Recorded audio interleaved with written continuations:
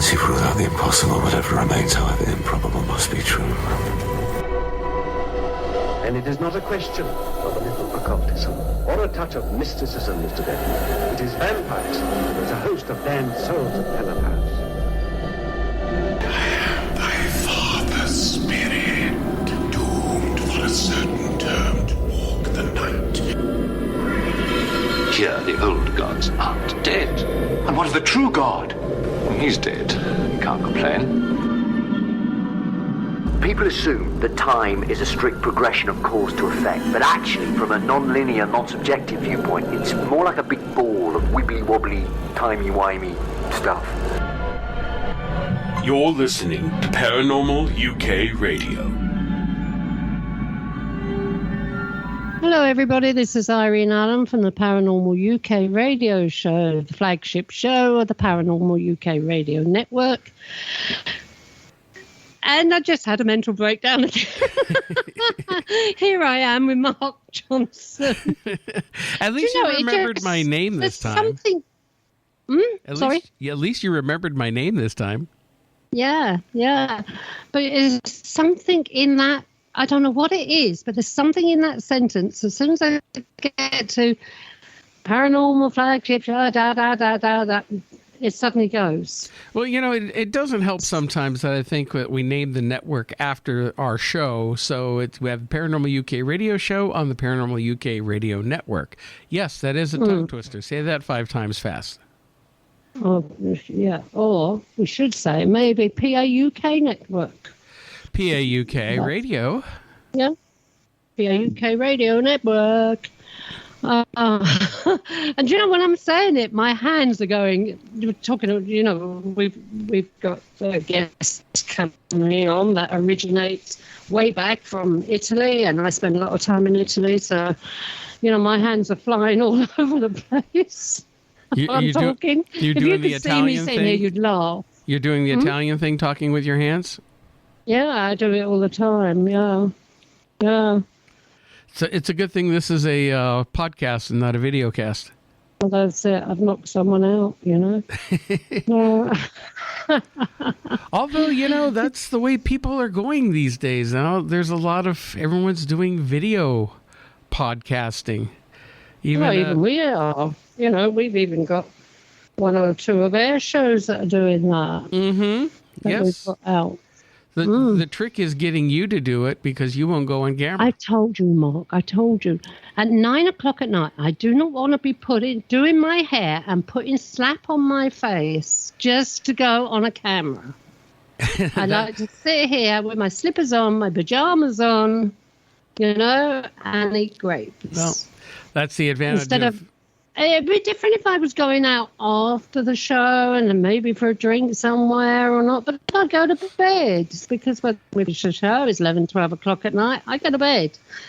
But to spend, and at my age, you know, to fill in the creases, I have to spend at least an hour just putting the slap on alone because of all the crevices.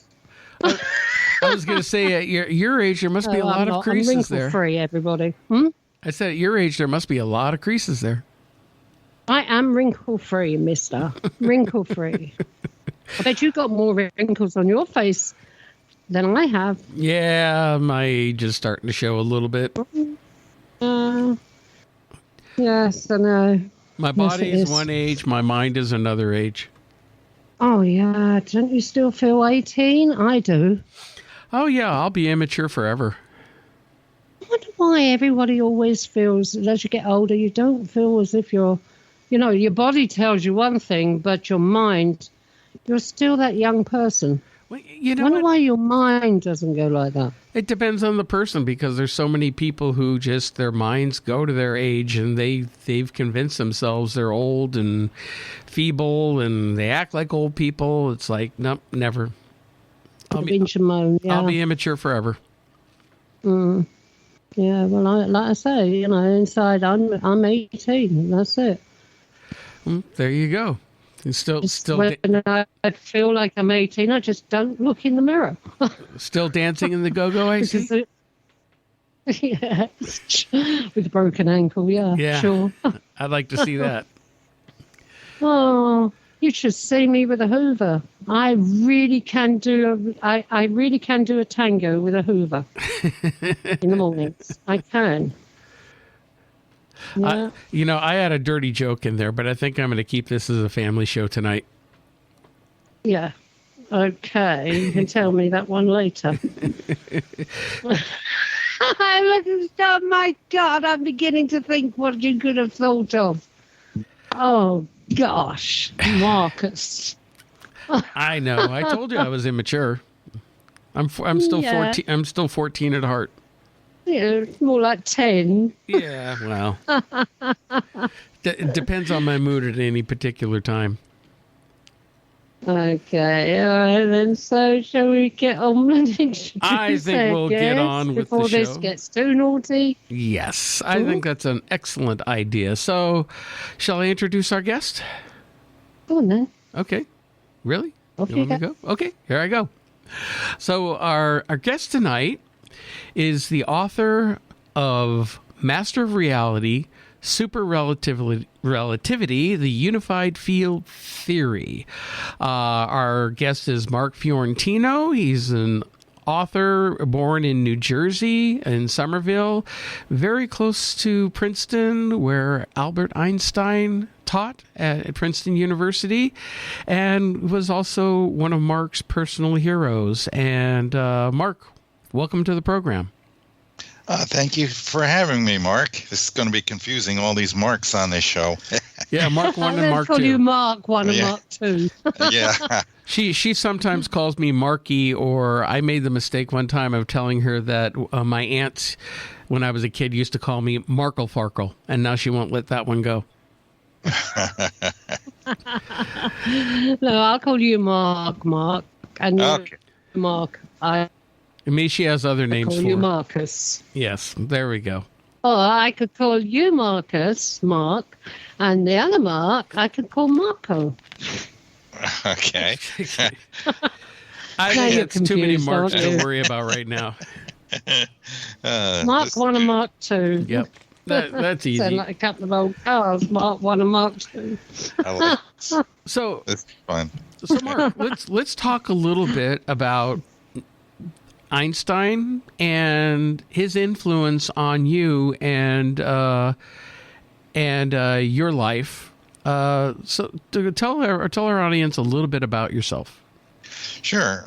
I was introduced to Einstein at about the age of 10, and I was going to catechism class at the Catholic Church, and they asked me to find a saint born on our birthday, all the kids in the class. So I went home to, no internet at that time. So I asked my parents.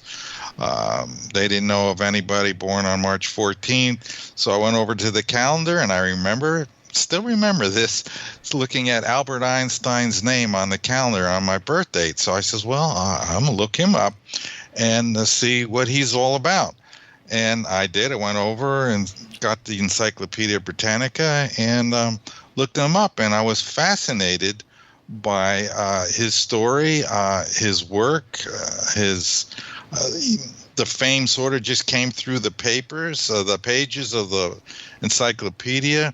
And then I stumbled upon the unified field theory. And for some reason, at the age of 10, I was interested in that. And I read it, the whole concept, and it seemed to make so much sense to me that it just took my breath away. And I said, this really makes a lot of sense. I want to know about this, and I hopefully in my lifetime I'll find some physicist out there will discover it, and I'll know about it, and I'll understand it. And so for the rest of my life, I read stories and books about Einstein, watched documentaries. I watched all kinds of things about Einstein, and really just he became my hero. And to this day, I still think of him every day, and I talk to him a little bit while I'm writing and thinking, because I know he's there. He can hear, and I'm sure he's replying back and working with me, because that's this is a paranormal radio, and I'm a one who definitely believes in the supernatural and in religion and in spiritualism in particularly. So that's how I got introduced to Einstein, and throughout those years thereafter, I got interested in science in general, especially physics, and everything I watched, and even shows on UFOs and such, it was always with the unified field theory in mind. Is this another clue? Can I understand this better if I read more about this thing or that? And over the years, I saw a pattern in nature and in the history of physics. And that was what triggered me to eventually write the book upon my retirement from work. First day after I retired, it was January 2nd, and that's when I started writing the book. It's now 5 years ago since that time. Wow. So that's how I got into it.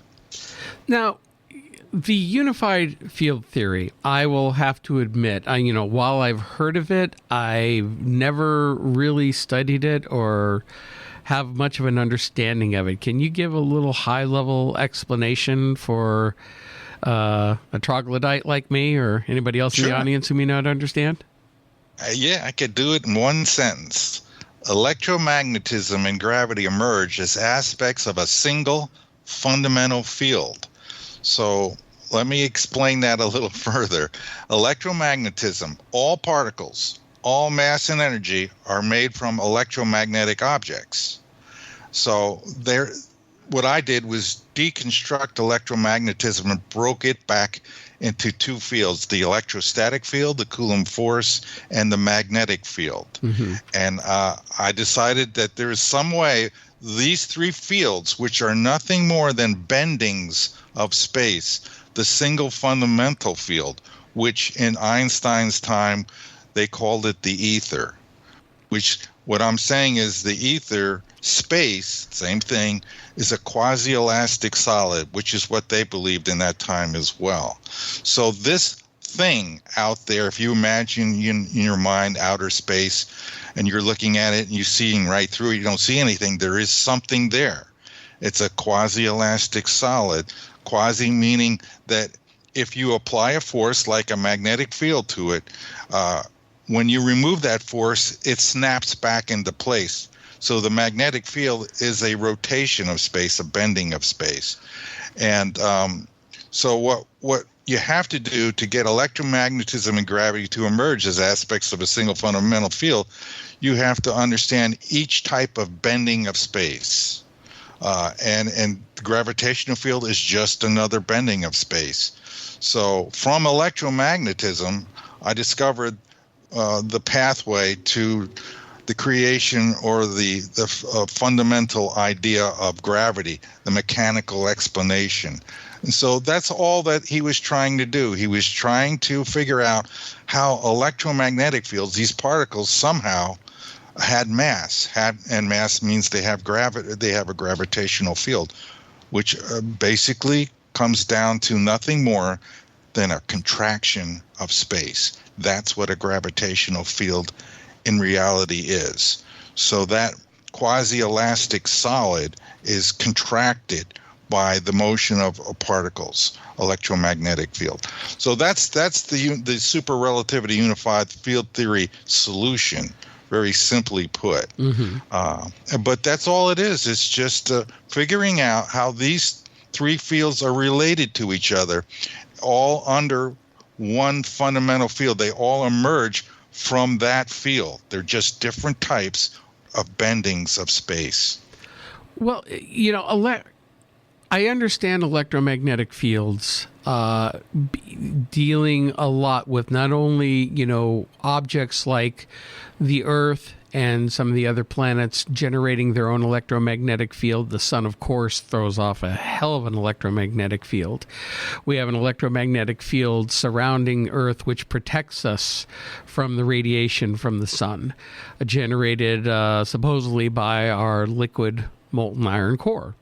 And some planets like Mars no longer have a molten core, which means they no longer have an electromagnetic field protecting it from the radiation of the sun.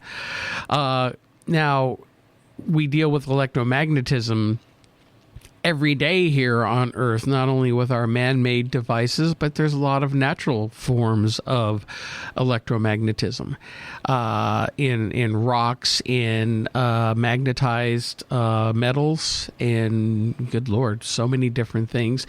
But I've always felt that, again, being a paranormal show here, I'll mention this, that there's a lot of what we would consider the paranormal is actually aspects of electromagnetism, has a lot to deal with it. Ghost hunters will use EMF meters to measure spikes in electromagnetic activity, especially in locations where there's nothing electric in that spot, in that place. So why are we getting spikes in the electromagnetic field? And it mentions a little bit in your book about even UFO technology, and there is a lot of theories that it's a combination of electromagnetism and gravity that possibly makes UFOs work. So it's very fascinating to understand. The only thing that I always thought that nobody really had a really good explanation for, maybe you can explain it, is gravity itself. What causes gravity? We know that mass, if you get enough mass together, it starts generating a gravitational field. But where does that gravity come from? Where is that pull coming from? Right, exactly. You've hit on why there's a unified field theory, because they want to explain the origin of mass, of gravity, and which I discovered also inertia. And I just wrote a paper. I've just completed it just a few months ago. That's uploaded to ResearchGate that answers your question in high detail. I go 50 pages into an explanation, laying all the foundation for the math that comes at the end, the last 4 or 5 pages, which is very basic math, some differential equations that describe my model, where gravity comes from. So I'm going to give you the super relativity description, basically. It's another one sentence kind of a thing. All particles, as I said before, are electromagnetic. That means they have an electrostatic field component and a magnetic field component. So to get to mass or matter or gravity, there was something required, something that all particles do that have mass except for one, the photon, which is light particle, doesn't seem to have mass to it. So I would sit at my office every day and look at the fundamental particles interactions chart there. And I said, why doesn't a photon have mass? Well, it's an electromagnetic particle, just like all the hundreds of other ones, yet it has no mass. What is it doing different? And then it came to me one day, the photon is a balanced charge. And the photon always travels in a straight line and does not accelerate. And that was the key. I says, oh, that makes sense, because Einstein said somehow acceleration and gravity were the same thing. So there's a link there. The photon does not accelerate, therefore it does not generate a gravitational field. So, that was my happiest thought.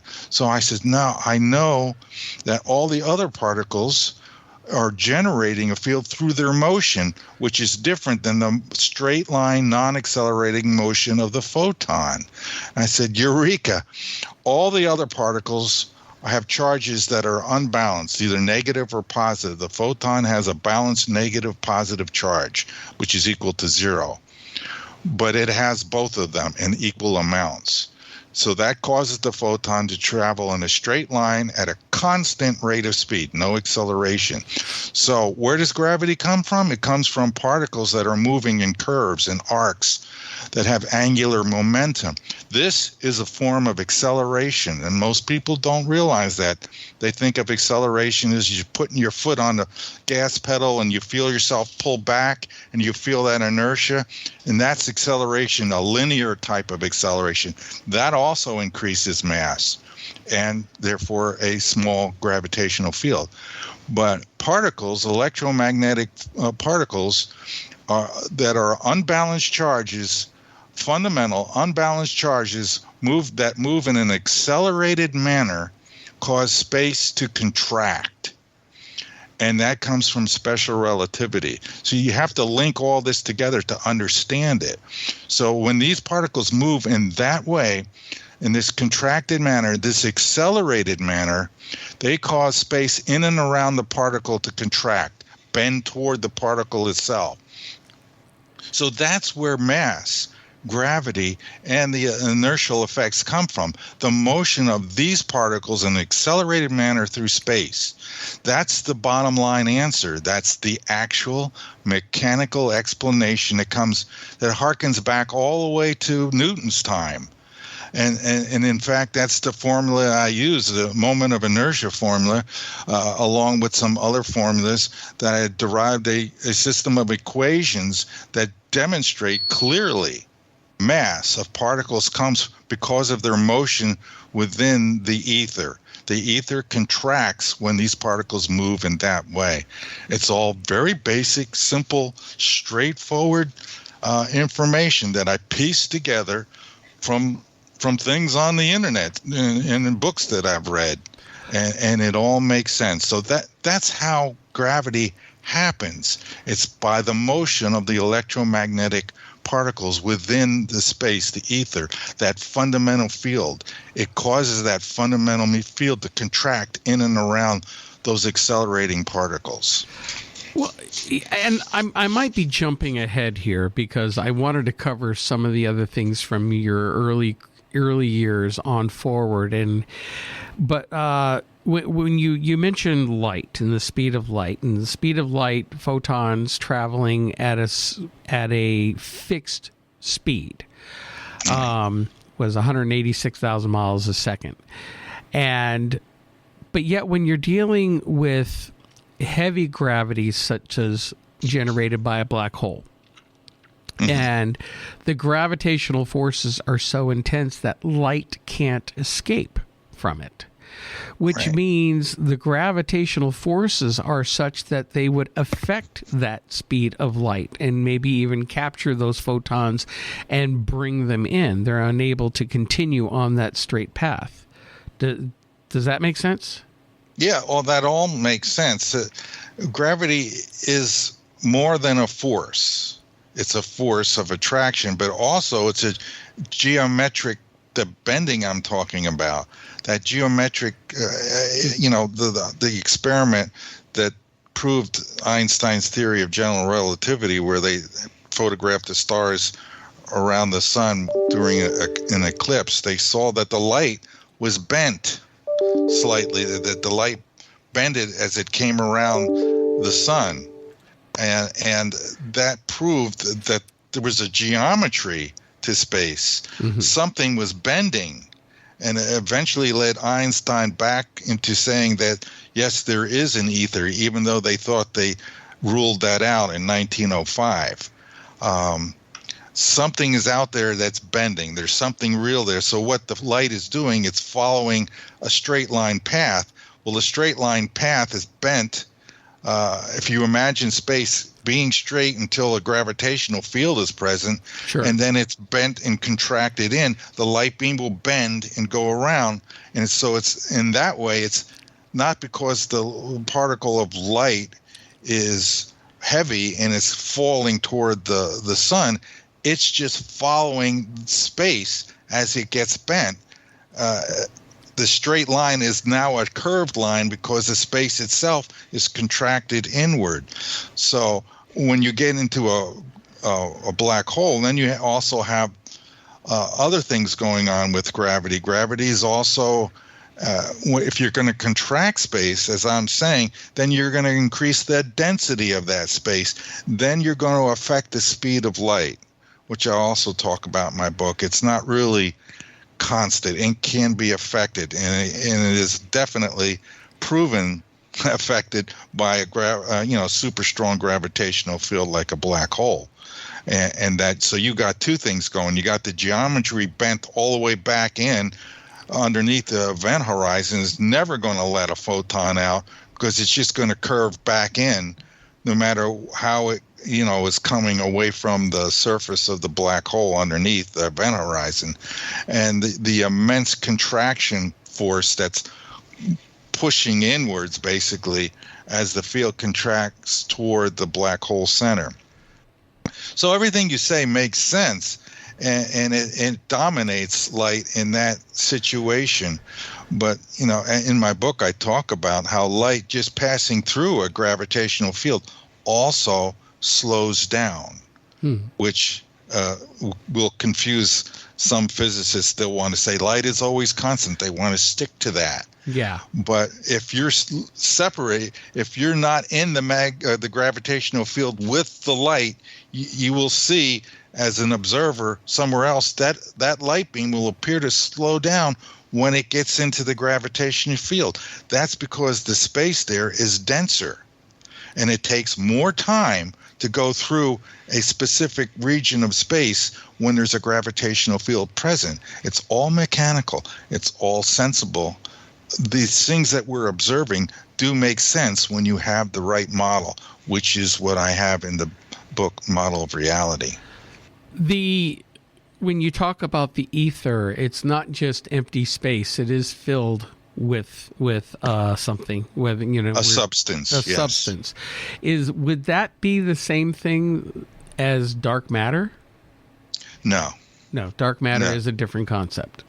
Yeah, that's a theoretical concept that was created to explain some anomalies that we can't figure out, where there seems to be more matter than we can detect in galaxies, which explains why the motion and the rotation of galaxies and why the stars don't fly out. Yeah, there's a lot more matter there, and you could technically say it's dark, but according to the theory of super relativity, there are a lot more black holes and neutron stars, which are essentially dark, if there aren't near any gases that they can cause to heat up and radiate.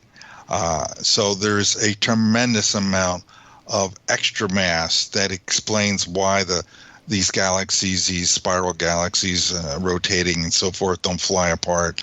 And there isn't a new particle that they desperately want to think exists to create the additional mass necessary to hold things together.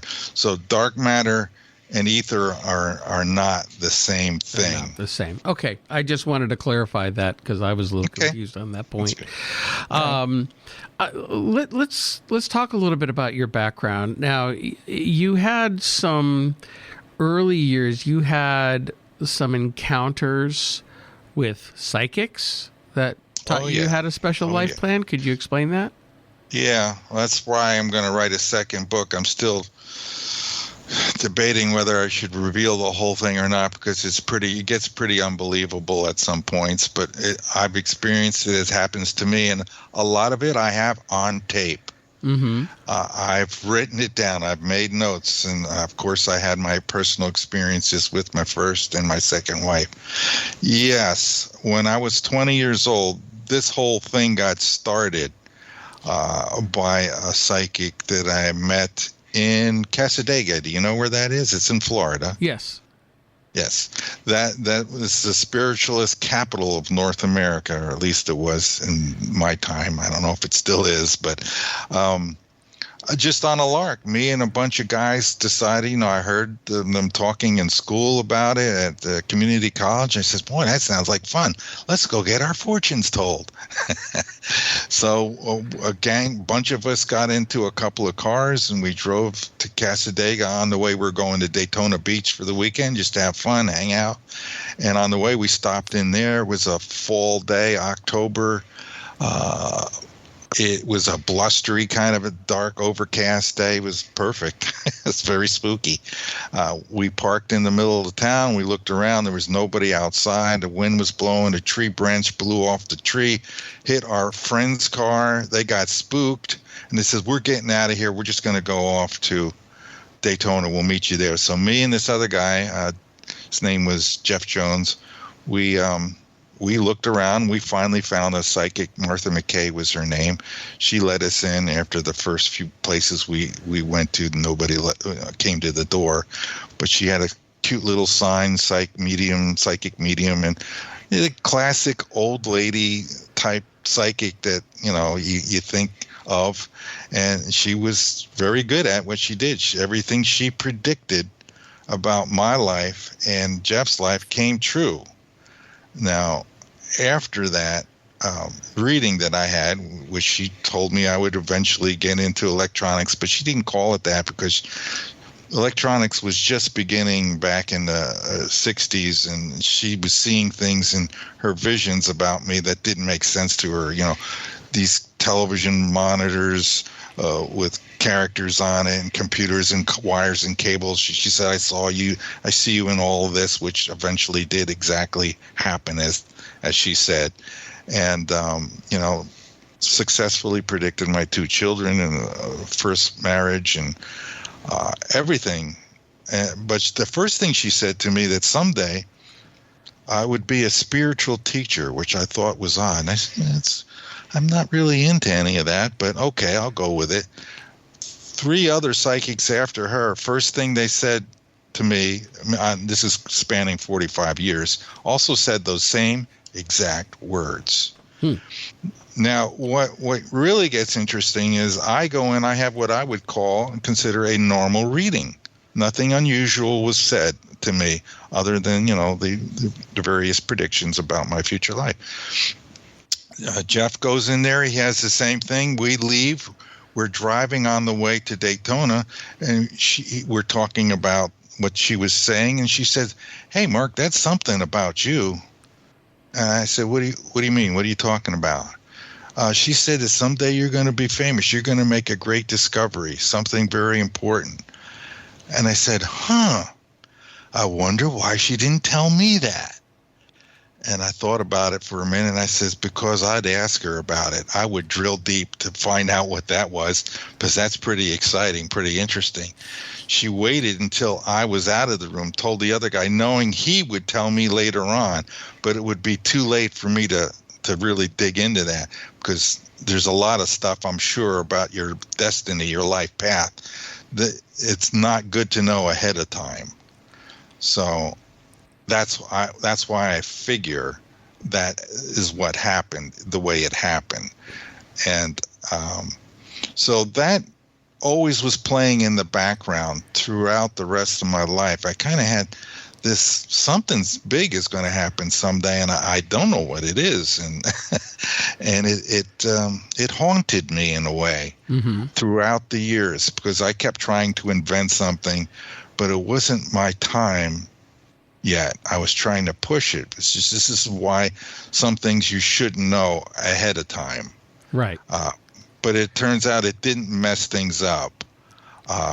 Everything happened as it was supposed to happen. And then after that experience, I had corroboration from other psychics. And I never went there asking about this. It was always about the typical things, love life, health, these kind of things that I thought, these people are actually talking to the other side. That means the other side exists. There is a God. There is a Jesus. There are guardian angels, spirit guides. That's all real. And somehow we're stuck in this very limited reality. And these people are over there trying to help us, through our life path, which means everybody has a life path. Somehow, before we're born, as I've found by reading NDEs, we all agree to a life plan, and we come down here with specific tasks. Hopefully we remember and achieve. Not all of us, of course, do that, but there's no such thing as failure. There's only better choices and better solutions to life. And some people get lost in the material world, and other people find their way. And that's what I'm just doing right now, just trying to find my way through things. Yeah, well, me too. I still have to find my My path. But I'm betting you're doing it right now. You may not think so, but I think you two guys are right where you need to be, doing exactly what you should be doing, and it may lead to something different later on, and that's fine. That's the way it works. Yeah, well, you sometimes have a lot of fits and starts. You come up with ideas, you start working on something, they don't really pan out, fall apart, you move on to the next. Right. Actually, Irene and I have worked on several endeavors over the years. This has been the most successful, but, still everything from, Irene's a published author. Mark, do you mean we've got more to do, Mark? Please repeat that. You broke up there. More to do then. Yes, that's. Can you hear me? Yeah, you have more to do. I've been keeping off because we must have more to do with each other. Oh my God. Oh, God. You think it hasn't been long enough? I am breaking up. This is.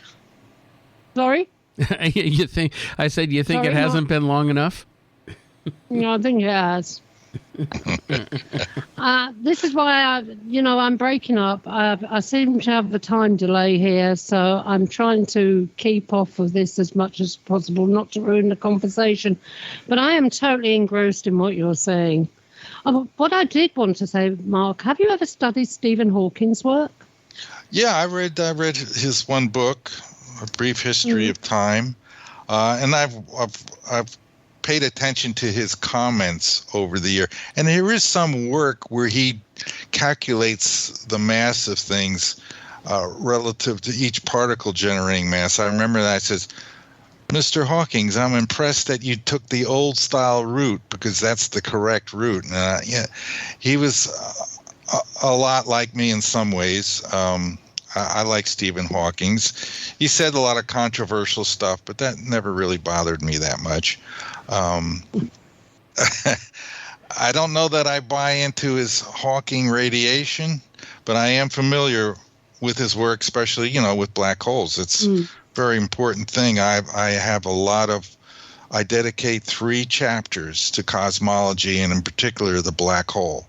In my book, I describe in high detail what a black hole is composed of, and it's quite simple. It's composed of neutronium. What's neutronium? Neutronium is just solid, packed neutrons. Yeah. And they're perfect. Is it? Go ahead. No, I was just going to ask, is there such a thing as a white hole?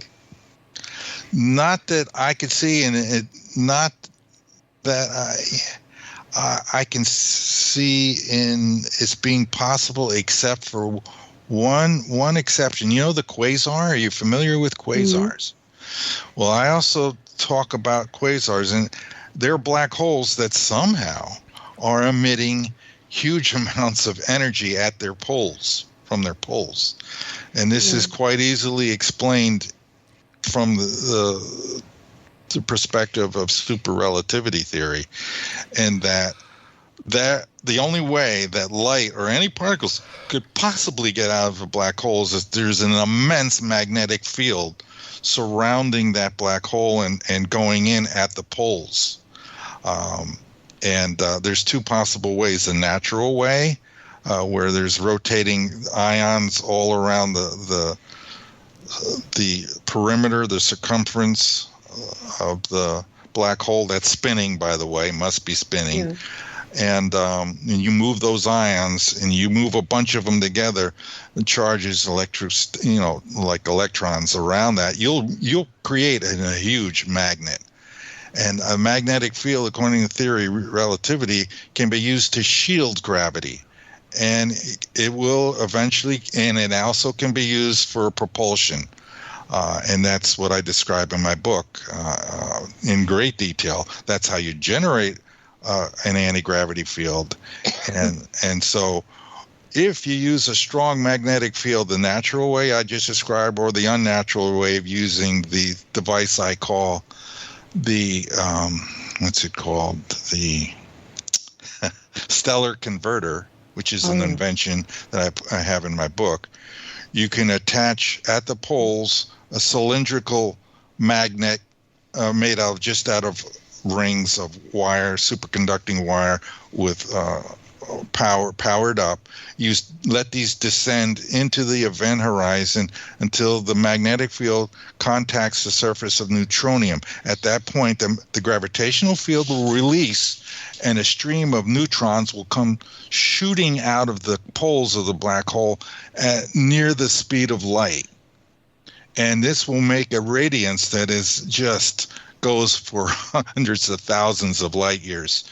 They're tremendously powerful and tremendously bright. And so you might want to say that's a white hole, but not like the way that the physicists say here, where it's just a black hole spurting out for, it's like the opposite end, the one going in, the dark black hole, and then there's another wormhole that leads out where everything is shooting out at the other end. That I don't think exists. But the quasar, in the way I've just described it, I do believe and it exists. And to back it up, astronomers have noticed that the light coming out of those black holes, those quasars, is polarized.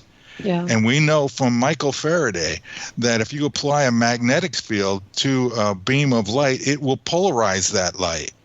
So that is confirming what I just told you, that there is an immense magnetic field at the poles of these black holes at the far distant end of the universe.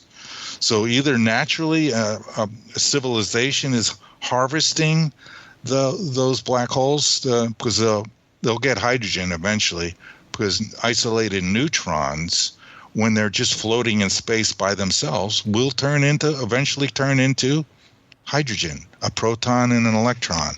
So it would make sense to do that if you wanted to build new stars from a black hole.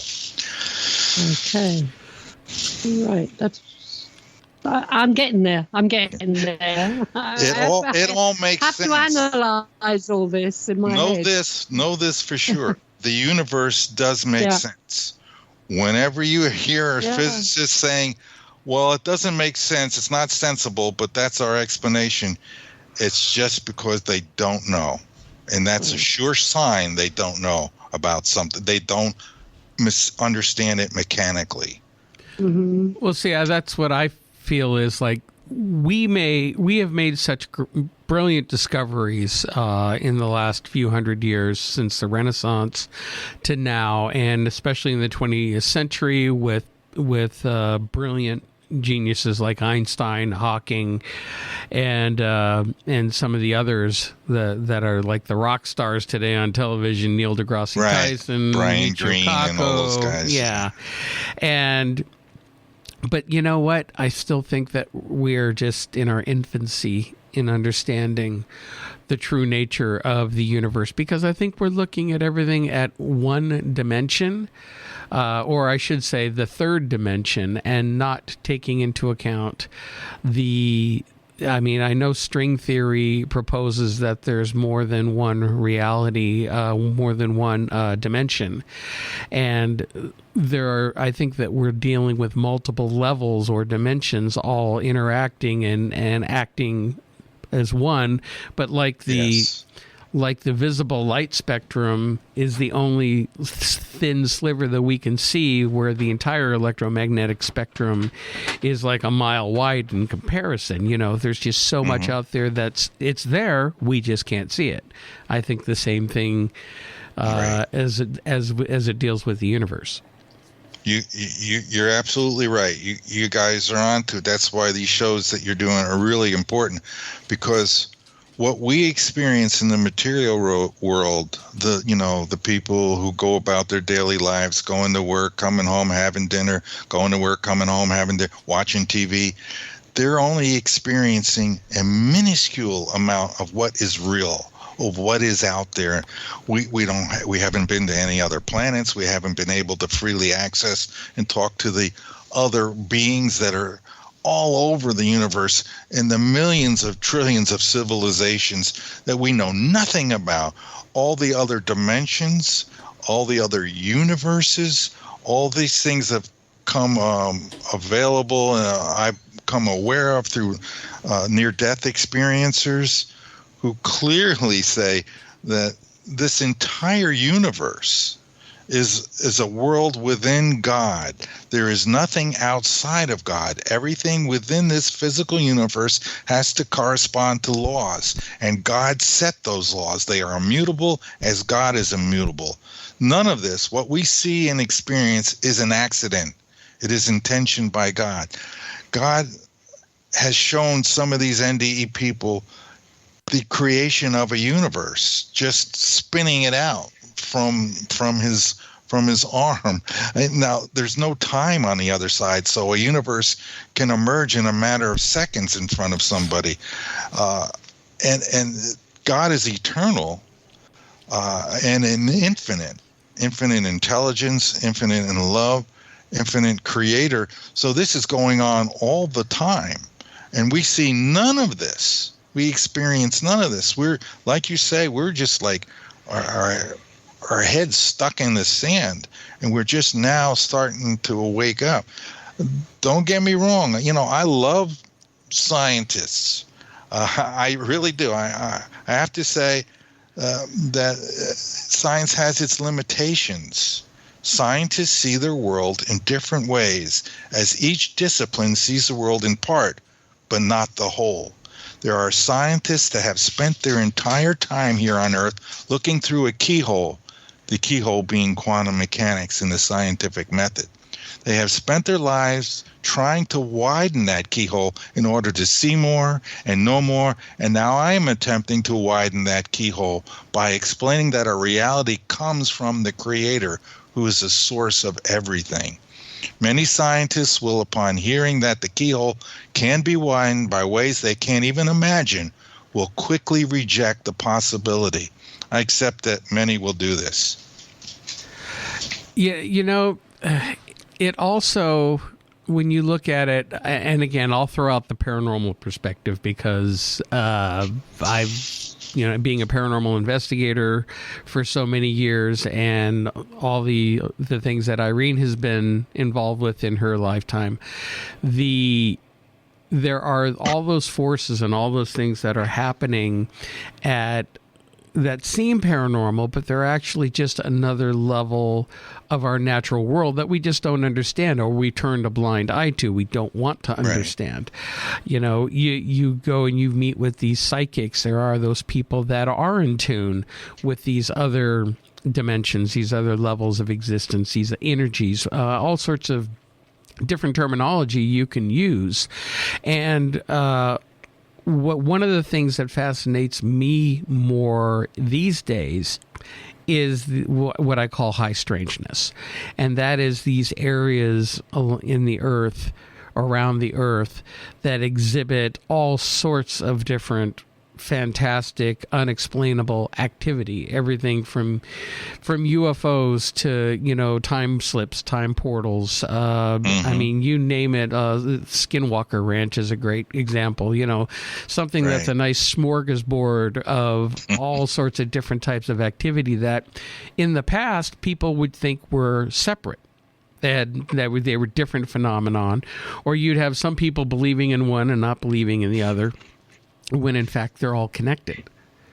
They're all connected, and part of again, which I call high strangeness, is just it's some force, some energies that we just haven't quite figured out yet, at least not on our layman level. Yeah, the spiritual realm, that energy, I'm not sure what that is. It's like consciousness that seems to be an energy, or in this consciousness, when we go to the other side and we're no longer physical, people, ghosts, spirits can affect the physical realm. So sometimes there are many instances of poltergeists and so forth, whereas the spiritual energy somehow, even with these people, just common people who are deceased on the other side, or who are really still alive, I must add, can affect our physical world. Somehow there's an interface between the spiritual energy that causes all these strange manifestations that are witnessed by people that come on your show and say, I've experienced this or that and whatever. And some of the tapes I've seen where chairs move across the room by themselves and all that, that is fascinating to me. I don't know exactly how that's achieved other than through the power of intention, being connected to the source of all things when you're on the other side, which is God. And somehow there's an interface and a way to focus that energy so that you can affect things here, so that we see all of these things. And if you're attuned to it, as psychics are, as mediums are, and some people, I think most people have some psychic ability of some sort. Well, if you're tuned to it right, then you see these things. You can, and I have had instances where that's happened to me, where I've seen a spirit or something of that nature. Very rare, but it happens, and you have to have your mind in that right frame of mind, that right setting. It's like, I call it like a delta wave or something of that nature, that where there's you relax the thinking part of your mind so much that you become like a daydream. It's like a daydream. Yeah, a very relaxed state of mind, so that you're open. Your radio, your brain, which is an interface to this physical world, houses your consciousness, which is a spiritual entity. And somehow the brain in certain circumstances can be tuned to allow the reception of spiritual world things, people, whatever, visions, time slips, as you say, which I fear is something that our government probably has as a Stargate technology. And that's like the second to the last chapter in my book. I think I talk about that and my concerns about time and traveling. Well, actually, Irene, you got a question. Go for it. Sorry, Mark, go on. No, after you. Ladies first. No, I forgot what I was going to say now. Sorry, go on. I'll head it when that happens. Well, you mentioned time travel, and there are those theories that it takes an enormous amount of energy, electromagnetic energy, or even gravitational energy could affect time. There was the famous or infamous, whether it really happened or not, the Philadelphia experiment, where they were... Good that you went to that, because that's the starting example that I would use. Yes. So they're using Tesla technology and generating intense electromagnetic field around ships. Now, the idea back then in 44, I believe it was, when they experimented with this on the USS Eldridge, was to try to mask a ship from radar. And they got way more than they bargained for, because it generated a field, an electronic field that actually caused them to briefly travel through time. And back again, and there was devastating effects to the crew on the ship afterwards. But again, it showed that generating that high amount of electromagnetic energy could create ripples or portals in time. Correct. That's what I believe started work on the Stargate technology. They proceeded from that, what they've learned there, the eyewitness reports of the poor sailors that were inside of the magnetic resonant field saw that matter became fluid to a certain extent. There was interdimensional things going on. They saw aliens. They went back in time 10 minutes. All kinds of things. A portal was obviously opened by using this magnetic resonant field. And then they did the Montauk project after that, which was still using the old style electromagnetic field. And then I went and researched what it would take to make an even better Stargate.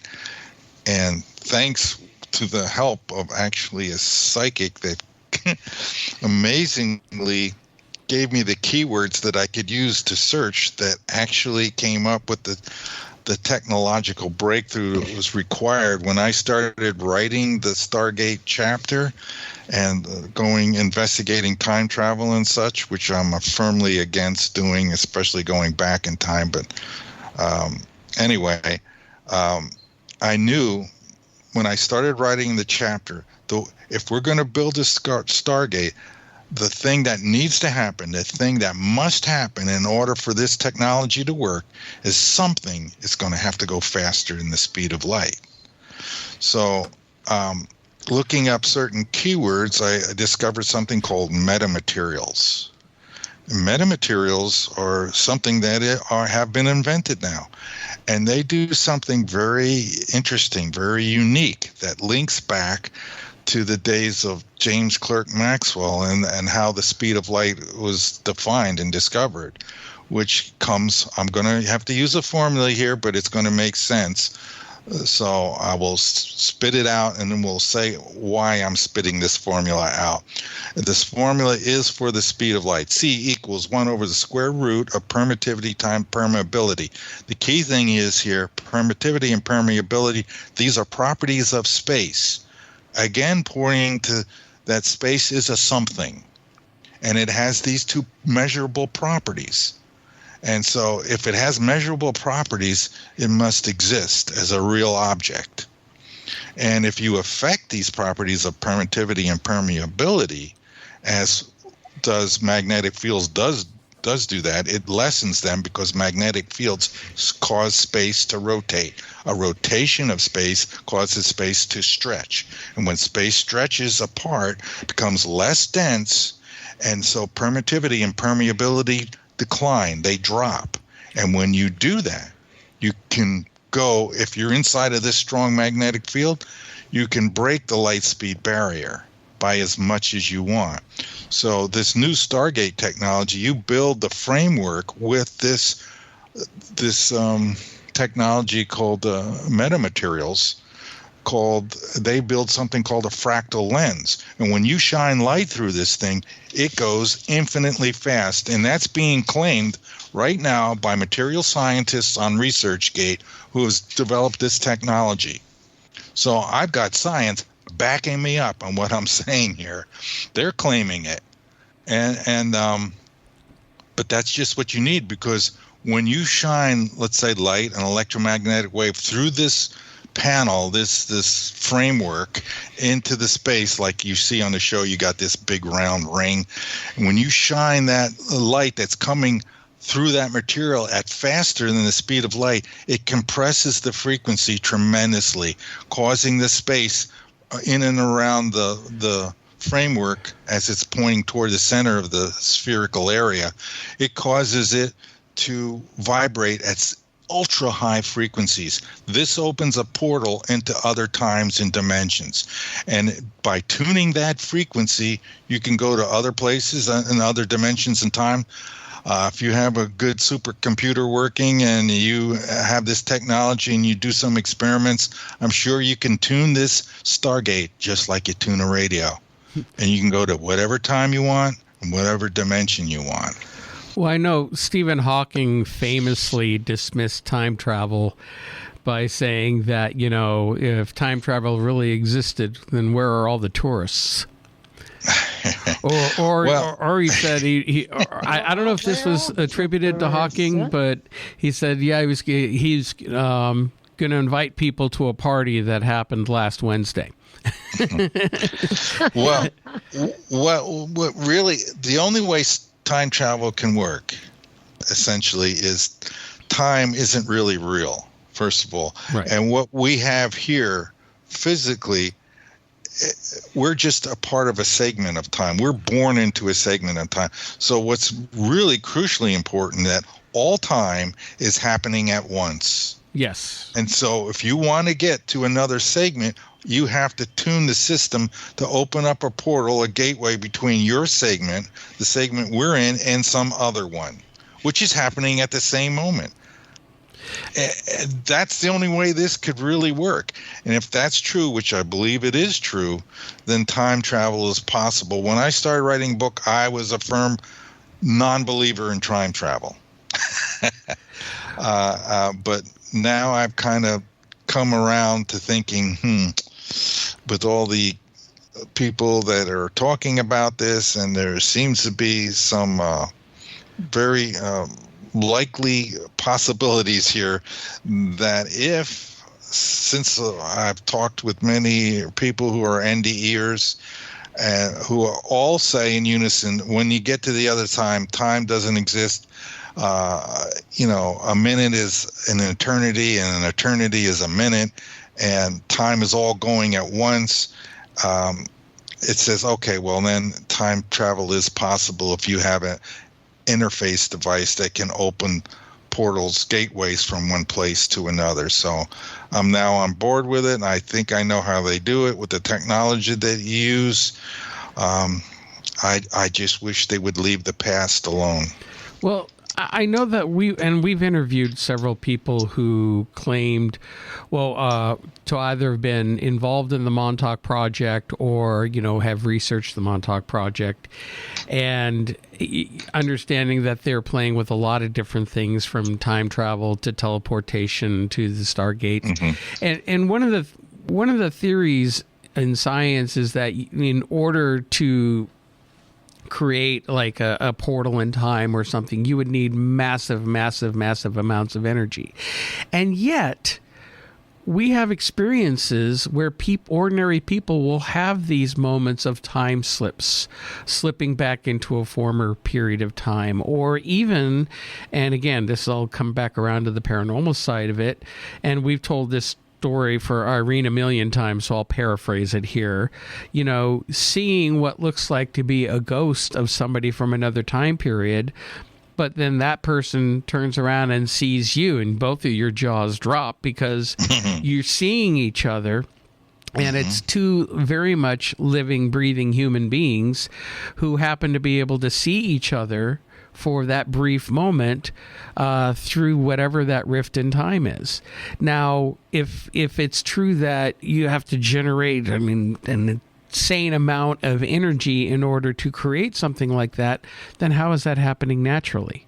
And almost seamlessly? I don't think you need the huge amount of energy that people are thinking about. It's more of a tuning parameters that are critical, and a focused energy. Certainly the magnetic storms that happen on Earth create portals, and sometimes there is a story I read when I was young where this man was out in a field, and I can't remember the name. It's in my book. I have the whole thing written in the book, where he's out there and there's people looking at him and he's waving, and suddenly he disappears. And they run out there to where he's at. He's just gone.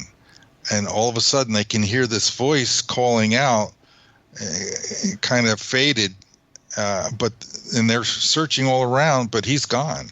And then there's eyewitness testimony to somebody vanishing, which what I think was a magnetic resonant field caused by the Earth's rotation in the iron core and such, that just for that brief moment, a little portal was opened.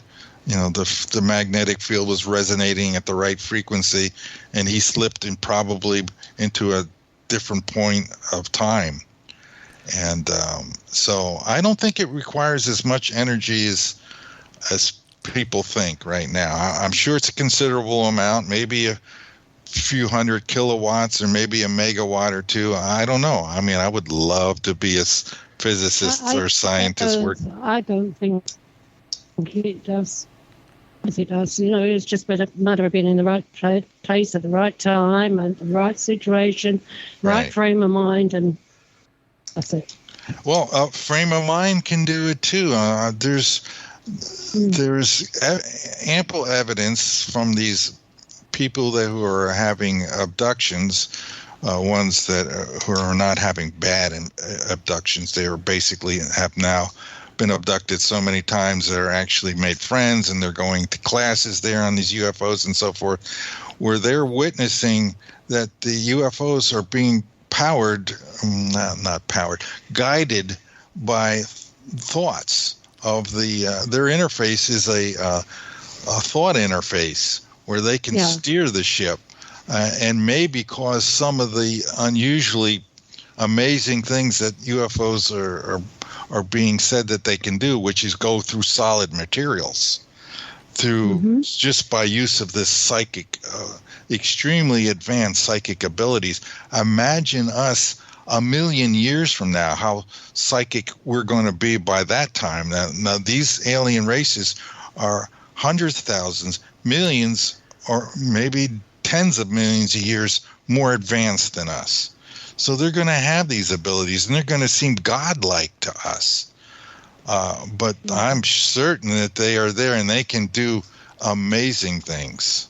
And we someday will be able to do, if we don't annihilate each other from some war, if we make it that far, and we don't, get hit by an asteroid or whatever and end this, we're gonna be like that. We're gonna have those capabilities and those abilities someday. Look how far psychics have come in just 50 years. It's amazing. Some of these psychics, like George Anderson and Tamara Richardson, my personal friend who I know, and some of these others I met along the way, Ann Gaiman, they can do amazing things. They can actually communicate with the other side. And we're going to see more of that, not less of that. Yeah. Yeah, I quite agree with you there. Yeah. And it's a good thing.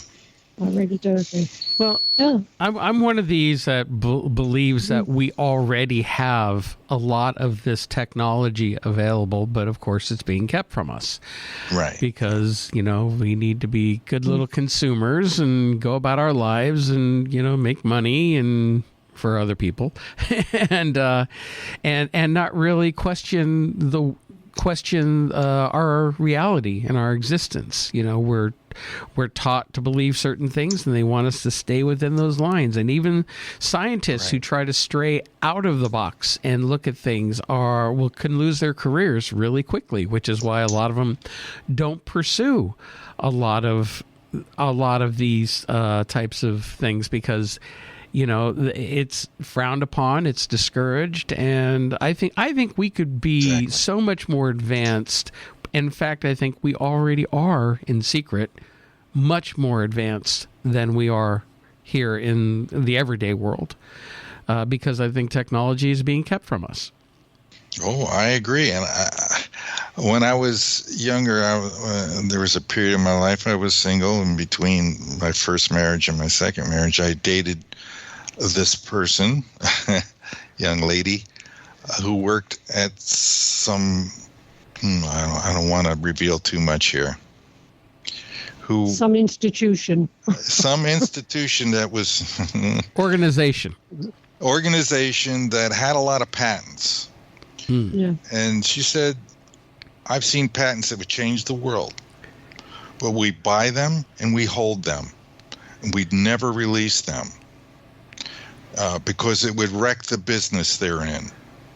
So I know for sure that our government, and not just our government, but private industries, depending on which industry you can imagine, who would not like things technologically advanced, are in fact doing this together to keep us buying gas and whatever else, instead of moving forward to more efficient ways of generating power. And that's research I'm going to get into. I'm kind of fed up with us not progressing in these areas. So I'm setting up a lab at my house to start doing these experiments so that I could find a way to power. I need a more efficient power system if we're going to build starships at some point. Yeah, here's I was going to ask you if you had a lab. That was one of the questions I wanted to ask you. I'm working at, I've got so many projects going. I'm working these few projects now. When they get out of the way, I'm going to set up a lab in my house, and I'm going to do 3 different experiments. One has to two have to do with anti-gravity and one's with power generation. I'm just come to the conclusion that I'm just going to have to do this myself, because in the book I ask people to do the anti-gravity experiments. I show them exactly what you need to do in order to have this done, in order for us to make this discovery. We should have discovered anti-gravity a good 70-something years ago. We did. But it's been covered up at least 2 or 3 times that I know of. Here's some advice for you. Don't have your lab in your house. Make it somewhere secret, Right. Keep it protected, or else suddenly you're going to get raided and you'll have everything taken, or like we know some friends of ours who've been set up, let's basically, in order to shut them up and keep this technology secret. I mean, Irene and I were actually talking a little bit about this tonight before the show, and I'm going to keep the political end of it out of it, only to say that, the technology, the things that they're pushing nowadays. We just had this summit in Europe talking about, global warming and what we can do.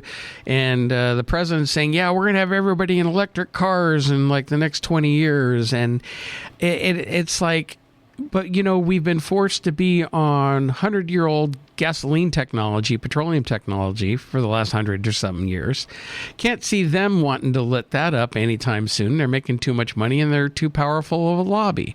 But even the electric cars, you have Musk's Teslas, ironic name choice, that are run on lithium batteries with a limited battery life. They're expensive as hell. They're toxic to dispose of, and how they mine them with child labor.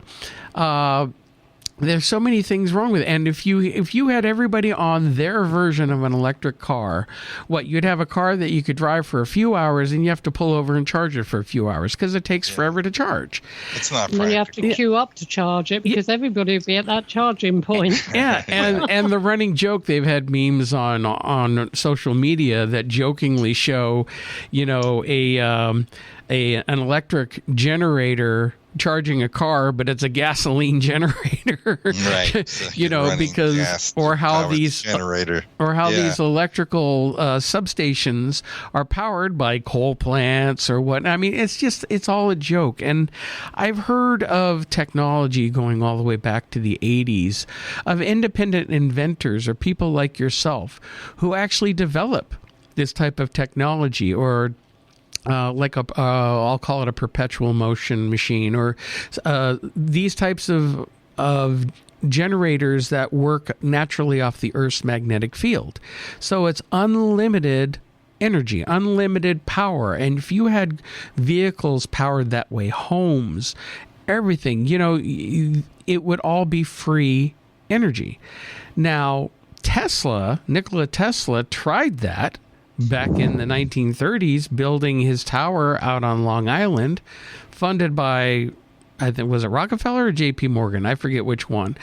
And who thought it was a radio tower? Well, Tesla was building this tower that was going to take natural electricity out of the air and then broadcast it wirelessly so that people just have a converter box in their home.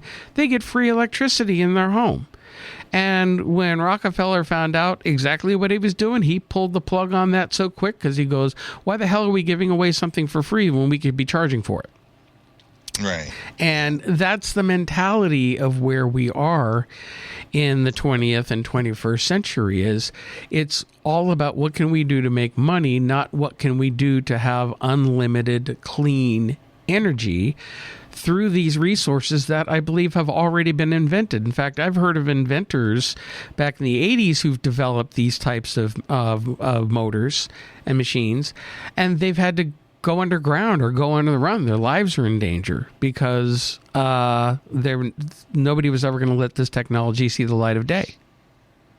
And we know who those people are. Yeah, I could see, and I've read about many of those. I agree.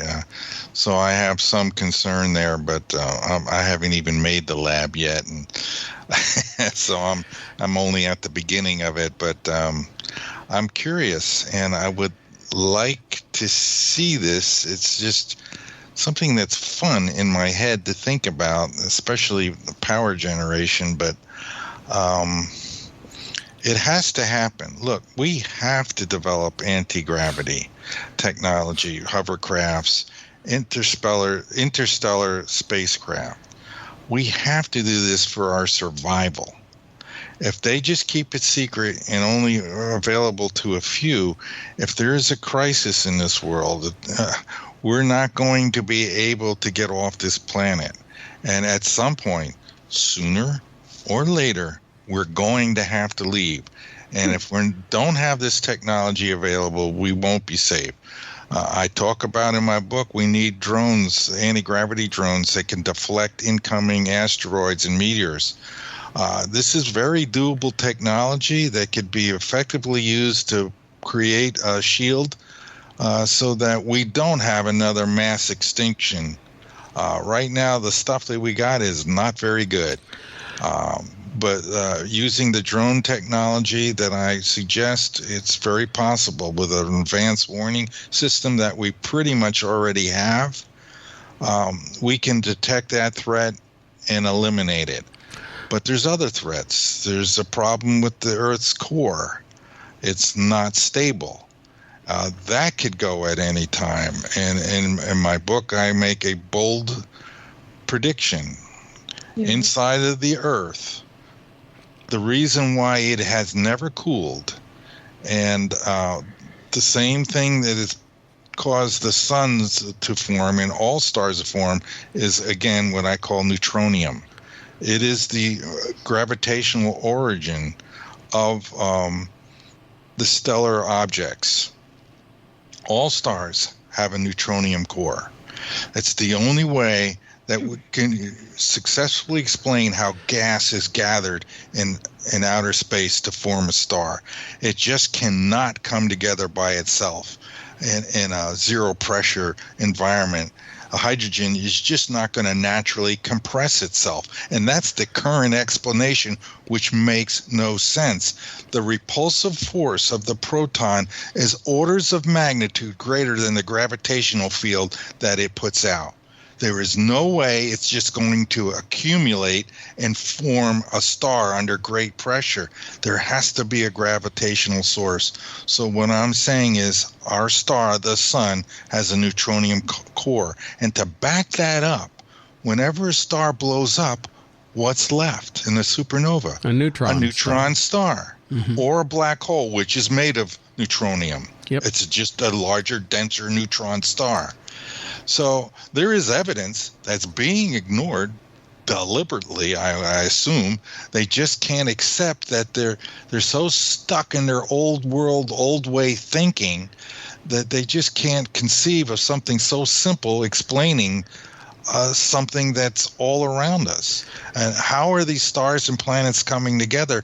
There has to be a powerful gravitational source to draw in the hydrogen, which then fuses into helium and the other elements and either forms a star like our sun or eventually a planet. And if that neutronium core is too large for the crust of a planet, that planet could explode. And I think that's what we see has happened between Jupiter and Mars, that asteroid belt out there. I'll bet you that was a planet at one time. I totally agree it was a planet. There have been a lot of theories about what happened to it. I've heard theories about something that happened, a cataclysm in the solar system. That's what killed Mars. That's what I always, whenever you look at Mars and you see the Valley Marineris, the big, huge canyon on Mars, and how straight that sucker is. Mm-hmm. Perfectly straight. Sure, it has its fissures on its side. In the middle, it has a hole. It's like something hit that planet, and I'm talking about not a rock, not an asteroid, something energy hit that planet and killed it. And it's also what probably destroyed the planet between Mars and Jupiter. It could have had something to do with what happened supposedly 12,500 years ago, which the cataclysm that happened here on Earth, which people call the Great Flood, or, we know that something happened here. Whether it's related or not, I don't know. It could be another show altogether. But I do agree that we need anti-gravity technology, because we mentioned UFOs earlier in the program. I believe that this is how these craft are being propelled. You have Bob Lazar talking about his work at Area 51, and there's even the descriptions, if you go to the old Vedic texts and the Hindu texts of the history, and they talk about the Vimanas and being powered by mercury, which is a highly conductive liquid metal. And if that generates an electromagnetic field that helps with anti-gravity, you could go so fast with that. You could travel almost anywhere with it. Right now we use clunky chemical and liquid and powdered chemical rockets. Yeah, ion propulsion. You're not going to get anywhere but to the moon and maybe Mars. It's way too slow and impractical. Yeah. You have to break the light speed barrier. And in my book, I reveal the technology that does that. It's called the slip wave spatial bias drive. It's a magnetic drive, basically. But magnetism has always been the key to anti-gravity. And not only does it allow you to have anti-gravity, but it shields you from inertial effects when you're inside of the spaceship that's surrounded by the gradient magnetic field. So that is necessary. If you want to do the accelerations like UFOs do and not die, you have to be shielded from inertia. Not be a spot on the wall. The only way to do that is with an anti-gravity field. So they're literally floating inside of that ship when it's going 10,000 miles an hour in one direction and then makes a sudden right turn. If that were to happen without the inertial shielding field, the inhabitants would be instantly killed. Yeah. And so they've obviously achieved that technology, and they do it through magnetism, magnetic gradient field, which I describe as the slip wave. But the other benefit is while you're eliminating inertia, you're also dropping the permittivity and permeability of space in and around that spaceship within that magnetic field, which, by the way, the magnetic field can be shielded from the inhabitants, because that stronger magnetic field will have bad effects on the occupants. So you can shield the magnetic field, but you can't shield the anti-gravity field. Perfect. That's just what we need, so that they can get the benefits of the slip wave field without being harmed by the magnetic field. And then the magnetic field goes around the outside of the ship, no problem there. And the benefit of this type of technology is you can go any speed you want to. So if you want to get to Proxima Centauri, 4.2 light years away, if you only have a light speed ship, it still takes you 4.2 years. We have to wait on Earth 4.2 years for them to get there, and then wait another 4.2 years to come back and report what they saw. But with the slipwave spatial bias drive technology, we can get there in 15 minutes. We can look around and come back in another 15 minutes, because that thing can be tuned using the slipwave spatial bias drive to go at any rate of speed we want, because we're going to bias space in such a way that we can control what the maximum speed limit is. And you do that by, if work down that formula I told you, if you reduce permittivity and permeability in the denominator, I believe it is, you will see that the speed of light increases.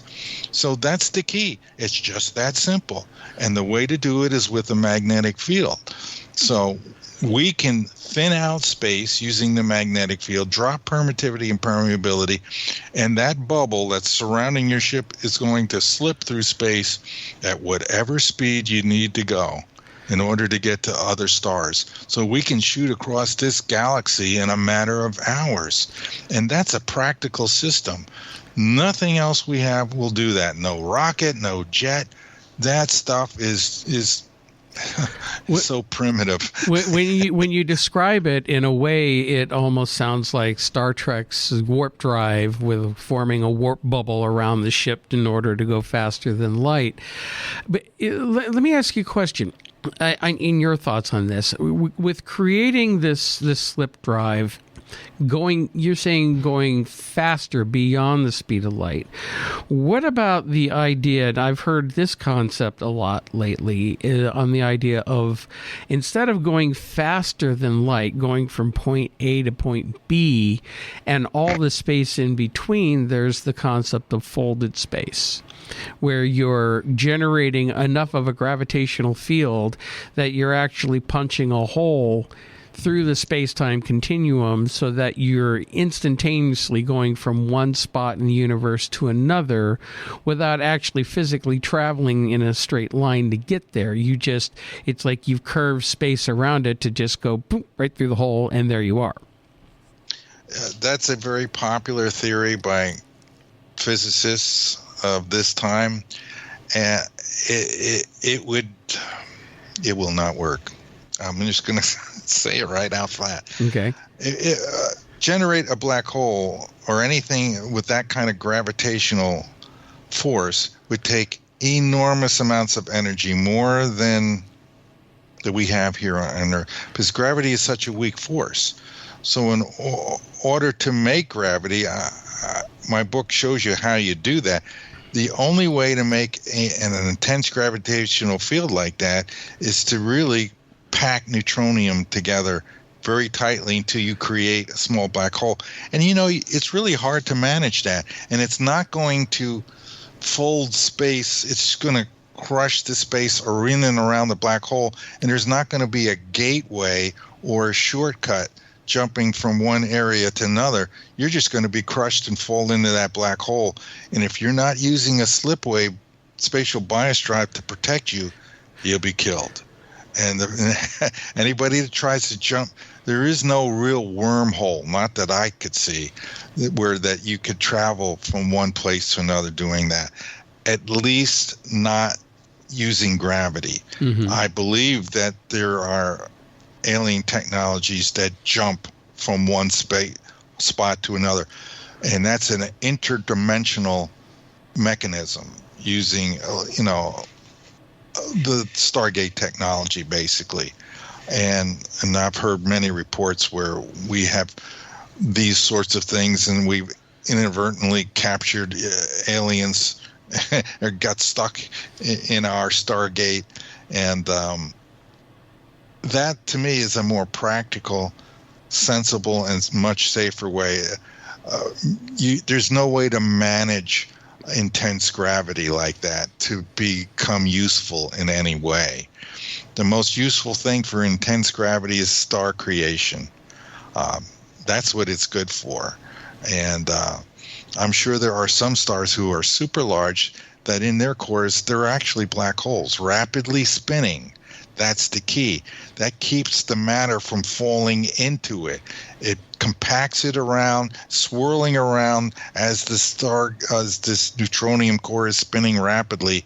That's why the sun all the gases don't collapse into the neutronium core and just fuse on the surface. It's rapidly spinning, and we see this. There's experiments that indicate the Tackleline experiment done by NASA says as we penetrate with radar into the sun, we see the gases stop moving like a gas and start moving like a solid. The deeper we go, the more solid it becomes. There's something rock solid in the center of our sun, and we're afraid to say there is, because nobody wants to get fired for making a radical suggestion. But ironically, that's the truth. That's what's there. So no, I don't go with the folding space technology. That is really something that's popular now with a lot of physicists. because they think you could just bend space in such a way and jump through it, and it's more than that. If you bend space within a gravitational field, you're going to be crushed by that one that's that powerful, and it's not going to lead to another place safely. There's no way to get through it and beyond to some other realm. Otherwise, we would see white holes with things just popping out. And I don't think anybody's ever really seen that in any of the scopes, telescopes anywhere. You know, we've had the opportunity to interview a lot of experiencers, UFO abductees, and there is one case in particular where this one abductee or experiencer, as I'll call him, I'm not going to mention the name because he's very controversial right now, but he had instances where he would, in his sleep, write out these mathematical equations. And this person had, like, he's dyslexic, had an 8th grade reading level, certainly had no math ability, and yet in a trance-like state on several occasions wrote out these very complex mathematical equations that were studied by some physicists that they kind of understood it, but it was above their understanding, but it seemed to indicate a form of propulsion. And what makes me I'm picturing one of the images in my head, because there was a drawing on one of them that formed like a funnel that seemed to indicate something like what you're talking about, where it's a form of travel from going at a very high rate of speed through something, whether it's like your slip wave device or something. But it's very, very interesting. I should find the pictures of that and send that to you and get your thoughts on it. Yeah, I'd like to see that. There's a lot of good information coming from those kinds of experiencers. You know, are they all real? I think most of them are. I'm not sure that they all are, but, you know, it's up to us to filter through that. And if they're saying stuff that in some way could be imagined and sensible, there's a good chance that they have it. I know, I'm sure there are people being abducted. I'm absolutely certain of that. There's just too many out there claiming that. And a lot of what they say makes sense to me. And we're being shielded by that, not only by our government, but I think the aliens are concerned that we're not ready yet to know. And there hasn't been a disclosure until we're ready emotionally and spiritually to handle it. So maybe if we can get to that point, so, you know, we really need to work on our spirituality and get to a point where we're not, you know, fighting each other and against each other so much as we are in this world right now, and just come together and, you know, on the basis of love, of what our Creator wants for us. And maybe that will open the doorway for, you know, disclosure to happen, so that we can know about all these things. It's a big world out there, and we've only a fraction of reality. That's all we know about. It's so minuscule. It's almost humiliating. I know. There's so much more, and you guys touch on this every week, and you're just getting tastes of other people from other dimensions, of the spiritual realm and everything that's going on there, and all those dimensions. And it's a big universe out there, and a superverse beyond that, which all the other dimensions and universes are a part of. It's a world that I would like to know more about, and that's why I keep reading and studying on it. I haven't stopped after I wrote this book. I continue to read and listen to near-death experiences, because if you want to know how this universe works, if you want to know how this world works, it's any machine you want to know, you go to the creator of that thing and you ask them, How did you build this thing? And that's what we're doing right now. That's what I'm doing. And I'm not afraid to do that. And I won't apologize for doing that because it's the most efficient, sensible way to get to the truth. If you want to know how something works, go to the creator of that something and ask them. That's what I did in IBM as a troubleshooter. The guy wrote a program, it's not working. I go talk to the programmer. The guy created an electronic card assembly, it's not working. I go to that guy, or I go to the test machine testers and study their program. Find out how the thing works, and then you'll have knowledge, you'll have understanding. And that's what we're about today on this show. And that's what people who study the paranormal are about, and some scientists now are opening up. I'm seeing it. I am seeing some that are willing to go into these other areas, these strange areas. For the most part, it's like you say, they're being blacklisted or laughed at or whatever, but it's changing. Hopefully over time, we're having conversations like this. It's going to make a difference. It's going to help change things. We're going to help change things by talking about this stuff. I totally agree. It has to start somewhere. And I do agree with you. I mean, when you're talking about the people who have had NDEs or who have those connections with the other side, as you want to call it. I just call it different dimensions, other dimensions, higher levels, where there's a theory that almost everything that's been invented here on Earth was already, pre-invented somewhere else. And then the information has trickled down to us. Even, I know we talked a lot about Tesla on here. I think we talked more about Tesla than Einstein, and I know Einstein was your guy. But even Tesla admitted that where he would get some of his ideas were from, other realms, different places. Yeah, it's an infusion process. It's what we would call today channeling. Mm-hmm. When you imagine something, Einstein imagined, he did these mind experiments. I am sure some of that process he's being talked to by spirit guides or other guides that have knowledge in this field that he was researching and studying that are helping him imagine.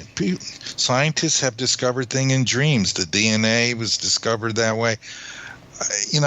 This stuff isn't talked about that much, but it's happening. It's real. It's part of the process. Our consciousness can link up. It can connect to the super consciousness. Mm-hmm. And when you do that, you get knowledge. And it's just a matter of trusting and following through after you get that knowledge. In order to make a great discovery, you got to have perseverance. You got to, believe in yourself. You got to believe in what you've discovered. And, what I've discovered in my case, in most people's cases, your worst enemy is yourself. That is your biggest threat. If you can handle yourself and stop the negative talking in your head, you can make big progress. I totally agree. It's connecting to those higher selves. I mean, I think this is where meditation comes in. People who are able to quiet their minds, tune out the world around us, and connect with those higher vibrations, whether it's you're connecting with your higher self or, other entities that can work with you. And, there's a lot of information to be gleaned that way. Oh, yeah. I had many inspirations. One was I just got this idea. It just popped in my head that God, the creator, signed this universe somehow. And I began to thinking about where would his signature be? Where would his signature be? And then this little riddle popped in my mind. It says, the signature is everywhere and in everything, but impossible to see. And I thought, oh, that riddle is simple. That's an easy one. It's inside of the atom. It's in the neutron and the proton. That's where he signed us. And then I went on a quest. It was inspired by Einstein. Mm-hmm. He said this: I want to know how God created this world. I am not interested in this or that phenomenon in the spectrum of this or that element. I want to know his thoughts. The rest are just details. Mm-hmm. What I discovered is the details are his thoughts. And I decided that if I wanted to know the signature of God, I'd have to go, and I can't read his mind because God has to allow that. But who does talk to God? People who have had near-death experiences. So I said to myself, okay, the signature of God is in the atom. It's a dynamical geometry. It will have 3 components to it. Why 3? Because there are 3 quarks inside of the neutron and the proton. So I knew what I was looking for would be some dynamical geometry, a geometry in motion that is composed of 3 parts. And sure enough, after about a week or 2 of studying NDEs, I found a lady who saw what she called a pattern. And Claire Dennis is her name. She saw this pattern, which is a trefoil knot. And God is telling her, I am the source. I am the source of the sun. I am the energy that creates mass. All of this makes sense to me. And I see this trefoil knot. I says, it's the 3 quarks. That's what they form when they move near the speed of light inside a neutron and the proton. They form an actual knot structure, and that's what holds them together and forms the gravitational field because they are accelerating. And so there's an example I'm giving you of doing what I say. Ask the Creator. And I dared to say, I'm going to do that. If the Creator wants us to know, he'll leave us a message in the NDE, and I found the message. And I worked with them for a while. Unfortunately, she works with a mathematician who's a quantum mechanics kind of guy, topologist, and he didn't believe in this process that I'm describing here of differentiation of particles moving at so fast the speed of light they cause a contraction. I tried to explain it to them.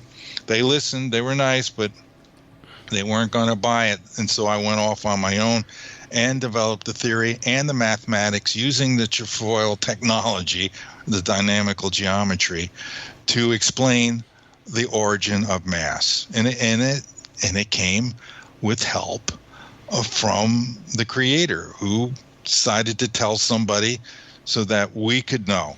And I just got the message, and I was able to decipher it. Fantastic.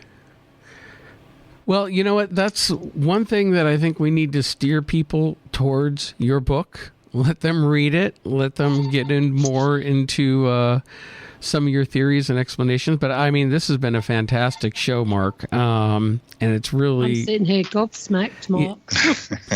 Because there's a lot that Irene and I can both relate to in a lot of different ways.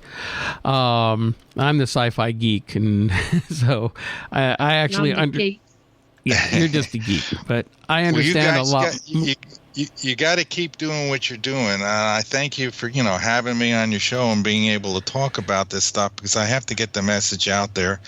I'm hoping as we go along that some people read this book and get inspired and certainly contact me, because I'm ready and willing to start working on anti-gravity. I'm hoping I can meet people who are like-minded, who are ready to move forward, so that we can have this technology. That's the ultimate goal, is to bring the anti-gravity technology into this world and have people realize that religion and science are together. Actually, religion is the overall, the spiritual realm is the Creator.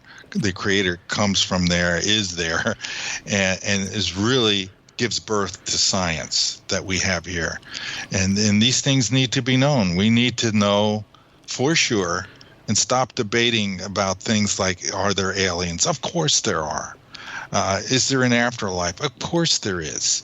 And we need to start dealing with that, in a way that is helpful, that helps us evolve spiritually, emotionally, and intellectually, so that we can have a utopian society someday. Well, hopefully. May not be in our lifetime, but hopefully. Maybe not. I don't know, but somebody's got to get the ball rolling. Well, our guest tonight has been Mark Fiorentino, and the book is Master of Reality, Super Relativity, the Unified Field Theory. Now, Mark, where can people find your book? It's on Amazon, or you can go to my website, www.super-relativity.com. And I have a bunch of buttons there. You can go to the blog, and there's some things I've written there. There's other shows you can see. We'll put our show up there or the link to it. And there's my link to my research, 2 research papers on ResearchGate, which are, I'm announcing, are the unified field theory solution. I say it right there. We've lived to the time where we finally get to see how the universe works. So that's on my website and my book. Of course, there's links to go to Amazon, or you can order a signed copy from my website, and I'll send you a signed copy. Oh, fantastic.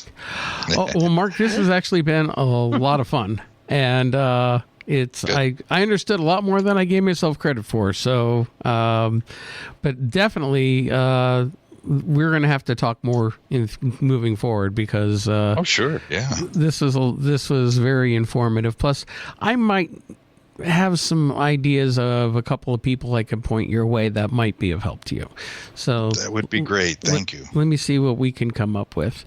So everyone, thank you for tuning in to another edition of the Paranormal UK radio show, the flagship show here on the Paranormal UK radio network. Mark, thank you very much for being here with us tonight. You're welcome, Mark and Irene. I enjoyed it. Okay, and we will be back next week with an all brand new show. So everybody be sure to tune in, and hope everyone had a good Thanksgiving holiday. We forgot to mention that before. But we will be back. So everyone have a great week, and we will talk to you soon. Irene, we'll talk to you soon. Okay, bye everyone. Bye-bye.